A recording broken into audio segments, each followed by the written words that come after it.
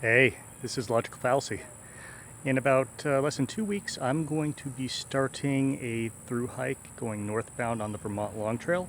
I thought I would go ahead and present my gear list for everyone to see. Anyway, thanks. Let's get to it. And I just told her that fallacies don't bother me. I know them all by name and I can spot them through a crowd. And fallacies won't slow me down. Just keep them from my use and my argument will be safe and sound. For my worn items, I have my trusty buff, my little multi-tool, my old army boonie cap. For footwear, I use Asics Trail Runners. I have a waterproof wallet by Zpacks, my gaiters, sock liners, darn tough socks, Columbia convertible pants, Columbia shirt, and water wicking underwear. For my protective layers, I have a Mountain Hardwear Ghost Whisperer for my puffy, a Mountain Hardwear thin fleece for when it's just slightly cooler, and I know I'm going to be hiking more in the late summer, early fall, but I still want to make sure I had some cold stuff. For some rain protection, I have both the Zpacks poncho, Cuban fiber poncho, and a Frog Togs jacket. The poncho will be the primary thing that I use as I hike because it'll also act as a cover for my pack as well as my ground cover when I'm in camp. And the Frog Togs jacket is, just mainly for if it gets cold and raining. Like, it has a possibility to, but it might not get used on this trip. For my shelter system, I'm a hammock camper.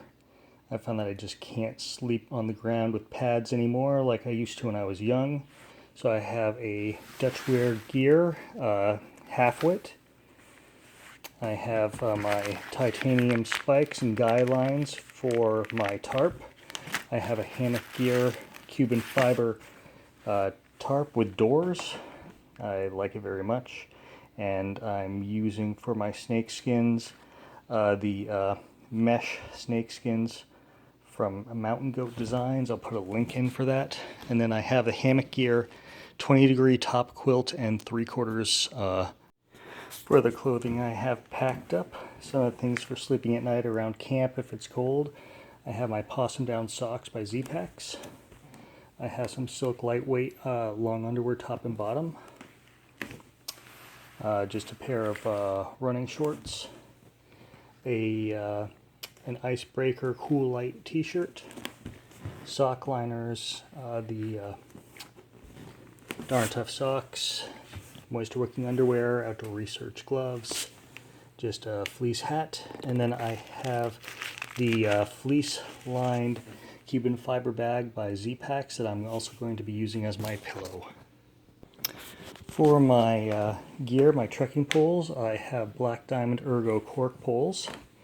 My pack is a Mountain Laurel Designs Exodus, and I just use a compactor bag inside for a liner. I have an inflatable Thermarest foot pad. I use that for a few different things. I use it to help because my pack does not have a frame. I use it to help support the back a little bit.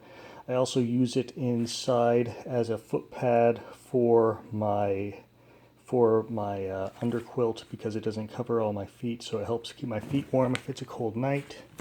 A Black Diamond headlamp. Trow, obvious reasons. I have the stick pick, so if I can take some videos with myself in it, I have that available.